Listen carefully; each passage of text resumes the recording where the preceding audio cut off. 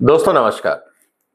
भारत के प्रधानमंत्री की जो अभी रशिया की यात्रा हुई थी और जो वहाँ पे समझौते हुए और जो मीटिंग्स में बातें सामने आई, मुझे लगता है आने वाले दिनों में भारत की इंडस्ट्री जो एक्सपोर्ट ओरिएंटेड है या जिनमें क्वालिटी कॉन्शियसनेस है, उनके लिए काफ़ी फायदा होने वाला है। दोस्तों आज हम बात करेंगे कि इस प्रधानमंत्री की जो विजिट हुई रशिया की, इससे भारत के किन किन क्षेत्रों को फायदा होने वाला है और वो कितना बड़ा बाजार है और कौन से ऐसे सेक्टर हैं जहां पे जो हमारी इंडस्ट्रीज काम कर रही हैं उनको तुरंत रशिया के बाजार को समझ के आगे बढ़ने का प्रयास करना चाहिए। तो इसीलिए वीडियो आप उन सभी दोस्तों को शेयर कर सकते हैं जो इन क्षेत्रों में काम कर रहे हैं, व्यापार कर रहे हैं, ट्रेडिंग कर रहे हैं या मैन्युफैक्चरिंग कर रहे हैं। क्योंकि आने वाले दिनों में मुझे लगता है जिस तरह से यूक्रेन वॉर का कोई अंत नहीं दिख रहा है और आने वाले दिनों में जो वेस्टर्न वर्ल्ड है वो रशिया को और साइडलाइन करने का प्रयास करेगा, इससे चीन और भारत के जो उद्योग हैं उनके लिए एक नया रास्ता बनता है। और किस तरह से आने वाले दिनों में ये रास्ता बनेगा और कैसे भारत के उद्योग चाइना के साथ अगर कॉम्पीट करना चाहते हैं रशियन मार्केट में, तो किन बातों का ध्यान रखना पड़ेगा ताकि हमें इसका फायदा मिले। तो चलिए दोस्तों आज इसकी चर्चा शुरू करते हैं और निवेदन है कि आप इस वीडियो को शेयर करेंगे। अगर चैनल को सब्सक्राइब नहीं किया है तो अभी कर लिया होगा। दोस्तों इस समय रशिया करीब पूरी दुनिया से 208 बिलियन डॉलर का आयात करता है और 208 बिलियन डॉलर में वो सभी चीजें हैं जो भारत भी आयात करता है। तो मुख्य बात जो इस समय भारत के प्रधानमंत्री और रशिया के राष्ट्रपति के बीच में जो समझौता हुआ है वो हुआ है कि हम क्या मिलजुल कर जॉइंट सेक्टर्स में या जॉइंट वेंचर्स के माध्यम से ऐसे प्रोडक्ट बनाएं जो दोनों देशों की जरूरतों को पूरा करे और हो सके तो तीसरे देश में भी हम एक्सपोर्ट कर सकें। मुझे लगता है दोस्तों ये बहुत अच्छी अपॉर्चुनिटी है और इसमें भारत के जो मेक इन इंडिया प्रोग्राम है उसको भी बल मिलेगा और जो हमारी अभी स्मॉल और मीडियम स्केल इंडस्ट्रीज हैं जो कंपोनेंट्स बनाती हैं उनके लिए भी एक बहुत बड़ा बाजार खड़ा हो जाएगा। तो कौन कौन से क्षेत्र हैं जहां पे इस पे फोकस होने की जरूरत है उसकी हम चर्चा करेंगे। और जहां तक बात है पार्टनरशिप की, तो वर्चुअली जो बहुत ही एलोबरेट अरेंजमेंट है, क्योंकि 208 बिलियन डॉलर इस समय रशिया इंपोर्ट कर रहा है और इंडिया और रशिया ने ये डिसाइड किया है कि अगले 6 साल में जो अभी व्यापार हमारा करीब 30 बिलियन डॉलर के आसपास है इसको बढ़ा के 100 बिलियन डॉलर कर दिया जाए, मतलब कि अपॉर्चुनिटीज 3 गुना होंगी। और सबसे इंपॉर्टेंट बात यह है कि हम तो रशिया से तेल ले लेंगे, क्रूड ऑयल ले लेंगे, लेकिन हम बदले में क्या देंगे? अगर हम बदले में नहीं दे पाए तो हमारा जो टर्म्स ऑफ पेमेंट है वो इम्बैलेंस होगा और फिर हम जो रूपी रूबल ट्रेड की बात करते थे उसकी जगह हमें दोबारा फिर डॉलर पे और इंटरनेशनल मार्केट में जाना पड़ेगा और वहां पे फिर प्रतिबंध जो लगते हैं, इंटरनेशनल सैंक्शंस लगते हैं पेमेंट गेटवेज को लेके, बैंकिंग ट्रांजैक्शंस को लेके, इंश्योरेंस सेक्टर को लेके, उसका खामियाजा फिर भारत के उद्योग को रशिया को उठाना पड़ेगा। इसलिए ये जरूरी है कि भारत के उद्योग ऐसे प्रोडक्ट डेवलप करें जिससे जितना हम क्रूड आयात कर रहे हैं, और अब तो बात यह भी हो गई है कि जो हाई क्वालिटी का कोयला है जो हमारी मेटलर्जी इंडस्ट्री में काम आता है, आयरन एंड स्टील इंडस्ट्री में काम आता है, उसका भी आयात भारत करने की सोच रहा है।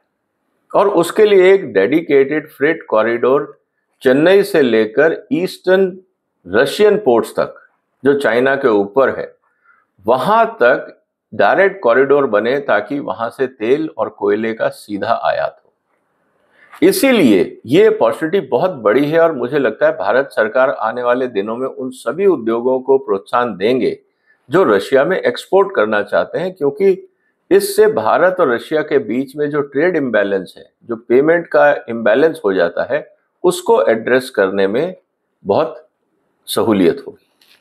अब सबसे बड़ी बात क्या है, जो भारत के उद्योग खासकर एमएसएमई, इवन लार्ज कंपनीज को भी फोकस करने की जरूरत है। आज जो सबसे ज्यादा आयात हो रहा है, अगर मैं बड़े आइटम्स में देखूं तो इलेक्ट्रिकल कंपोनेंट्स, और भारत भी आयात कर रहा है और ये दोनों हम आयात कर रहे हैं चाइना से। क्या रशिया और इंडिया की कंपनियां मिलकर जो इलेक्ट्रिकल कंपोनेंट्स हम भारत में आयात कर रहे हैं और रशिया भी आयात कर रहा है, क्या जॉइंट वेंचर्स में मिलके हाई क्वालिटी के प्रोडक्ट बना के हम लोग आपस में एक दूसरे की तो जरूरतें पूरी कर ही सकते हैं, साथ ही साथ चाइना के कंपटीशन में हम वर्ल्ड मार्केट में भी उतर सकते हैं। और ये मुश्किल नहीं है, क्योंकि इलेक्ट्रिकल कंपोनेंट्स में बहुत सारी चीजें ऐसी हैं जो एमएसएमई सेक्टर, मीडियम और स्मॉल सेक्टर उसके कंपोनेंट्स बना सकता है, और ये बहुत बड़ा बाजार है। अगर इसकी बाजार की वैल्यू देखें तो करीब ये 30 से 40 बिलियन डॉलर का व्यापारिक क्षेत्र है, जिसको हमें एक्सप्लोर करना चाहिए। इंडियन कंपनीज को जो इलेक्ट्रिकल सेक्टर में, उनको एक्सप्लोर करना चाहिए। एक क्षेत्र जहां पे भारत का काफी अच्छा प्रभाव है अंतर्राष्ट्रीय बाजार में, वो है फार्मास्यूटिकल को लेकर। हम लोग रशिया में एक्सपोर्ट कर रहे हैं, लेकिन जिस मात्रा में करना चाहिए हम लोग उतना नहीं कर पा रहे। आज भी रशिया अपना फार्मास्यूटिकल इंपोर्ट जो है वो दूसरे देशों पे निर्भर है, भारत से भी जाता है, लेकिन अभी इस क्षेत्र में और आगे बढ़ने की जरूरत है। फार्मा के साथ एक और जो बड़ा क्षेत्र है जहां पे रशिया काफी आयात करता है, वो है प्लास्टिक प्रोडक्ट्स का। हिंदुस्तान में कम से कम प्लास्टिक इंडस्ट्री में जिस तरह से बड़ी रिफाइनरीज हैं, चाहे वो प्राइवेट सेक्टर में हो या पब्लिक सेक्टर में हो, दोनों तरफ से हमारे यहाँ पे बहुत सारा प्लास्टिक हम उत्पादन करते हैं। लेकिन स्पेशलिटी प्लास्टिक्स, उसमें वैल्यू एडिड प्रोडक्ट, उनकी फंक्शनैलिटी इंप्रूव करना, उनकी प्रॉपर्टी इंप्रूव करना, क्योंकि आज प्लास्टिक वर्चुअली हर क्षेत्र में है। आप ऑटोमोबाइल से लेकर किचन तक हर जगह आप देखेंगे प्लास्टिक का रोल है। और अब तो इंटीरियर फर्निशिंग में, पब्लिक स्पेसेस में, बहुत सारी यूटिलिटीज में प्लास्टिक का उपयोग हो रहा है। लेकिन प्लास्टिक की फंक्शनैलिटी, परफॉर्मेंस को ध्यान में रख के हमें प्लास्टिक के ऊपर रिसर्च करनी होगी। और मुझे लगता है कि भारत की जो प्लास्टिक इंडस्ट्री है वो सक्षम है ये करने में। और भारत के साथ साथ रशिया का बाजार भी उनको मिल सकता है, अगर हम प्लास्टिक के क्षेत्र में, खासकर स्पेशलिटी प्लास्टिक को लेके अगर हम फोकस करें। जब हम फार्मास्यूटिकल की बात कर रहे थे तो एक सेक्टर और आता है स्पेशलिटी केमिकल्स को लेके। स्पेशलिटी केमिकल्स में organic as well as inorganic chemical, ये दोनों बहुत बड़ा व्यापारिक क्षेत्र है, क्योंकि आज भारत भी बहुत हद तक हमारे ऑर्गेनिक रिक्वायरमेंट जो स्पेशलिटी केमिकल के हैं, चाहे वो रॉ मटेरियल फार्मास्यूटिकल के लिए हो या पेस्टिसाइड के लिए हो या किसी और क्षेत्र के लिए हो, हम लोग काफी मात्रा में स्पेशलिटी केमिकल्स, ऑर्गेनिक केमिकल्स और कभी कभार इनऑर्गेनिक केमिकल्स भी आयात करते हैं। रशिया भी ये काफी मात्रा में आयात करता है। तो अगर इंडियन कंपनीज और रशियन कंपनीज मिलकर इस क्षेत्र में काम करेंगे तो दोनों की जरूरतें भी पूरी होंगी, ट्रेड बैलेंस भी जो है वो फेवरेबल होगा, और आत्मनिर्भर भारत को भी बल मिलेगा।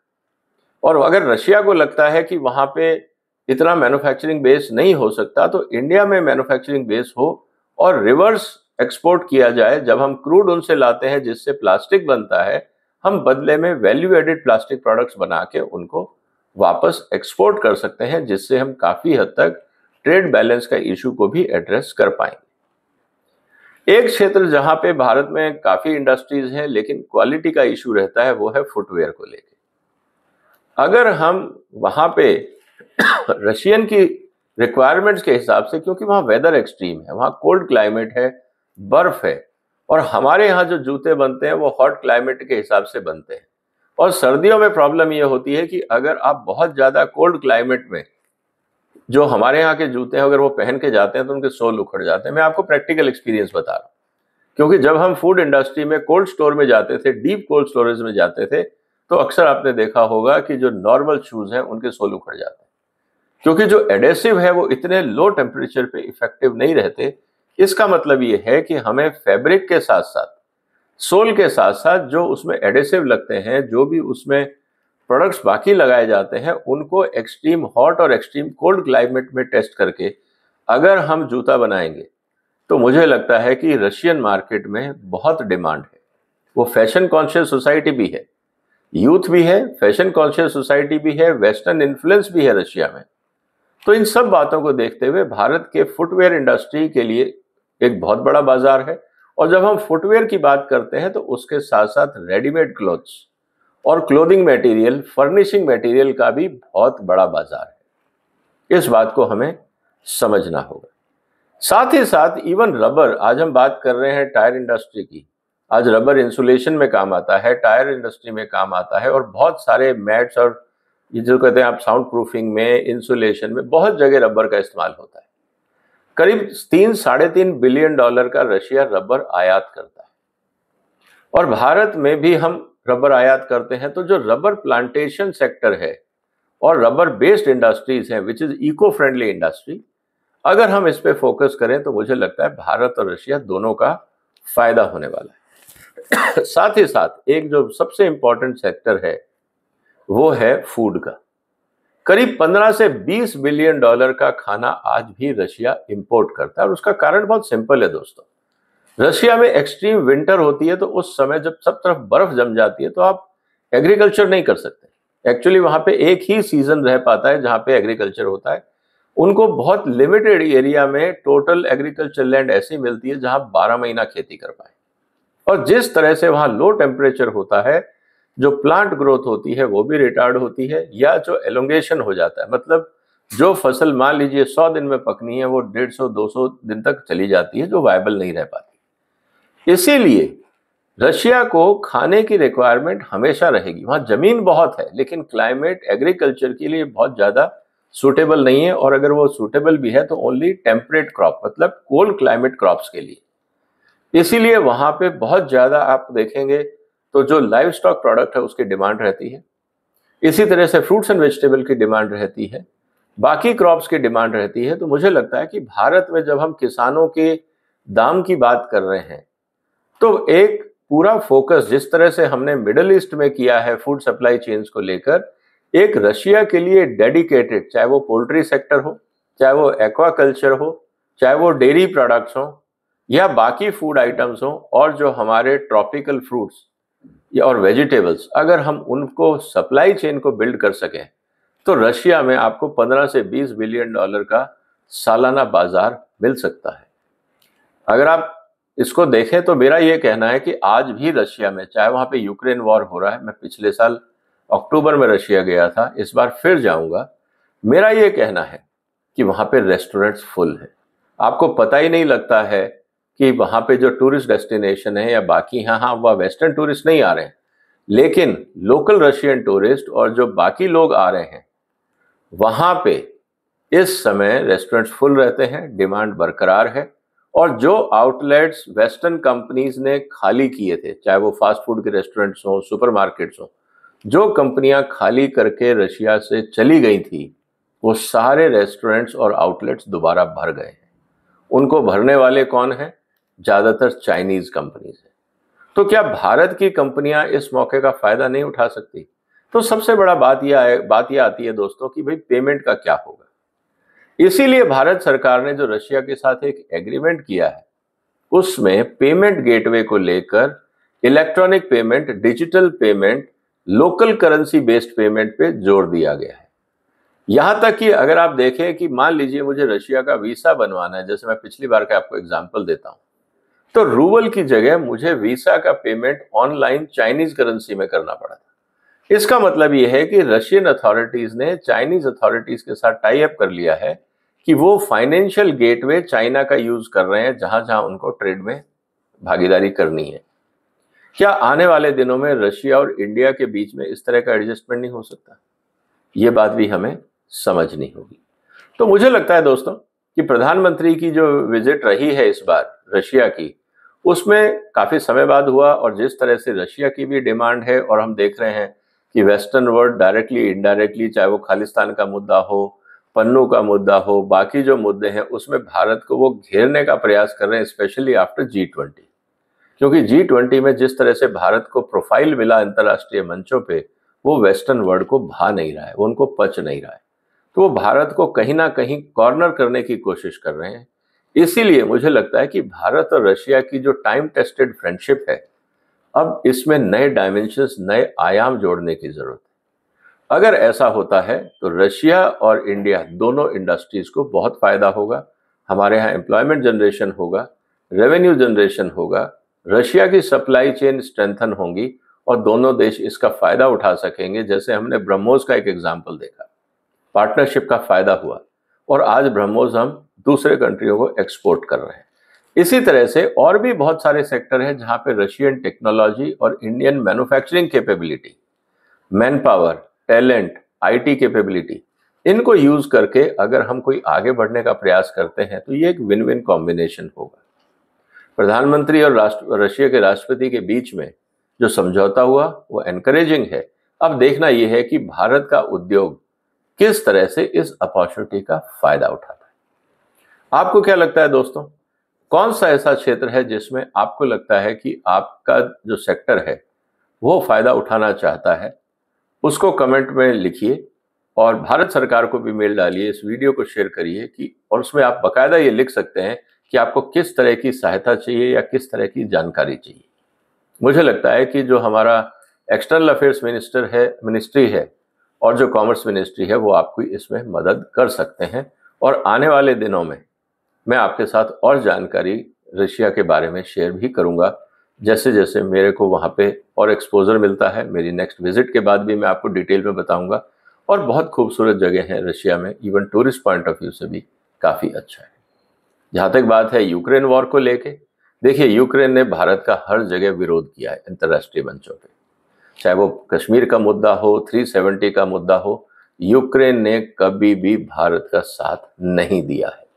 तो आज यूक्रेन का ये कहना कि भारत के प्रधानमंत्री रशिया क्यों गए हैं, ये खिसियानी बिल्ली खंबा नोचे, आप उसको इग्नोर कर सकते हैं, क्योंकि जब उनका स्वार्थ था वो भारत के खिलाफ खड़े हुए।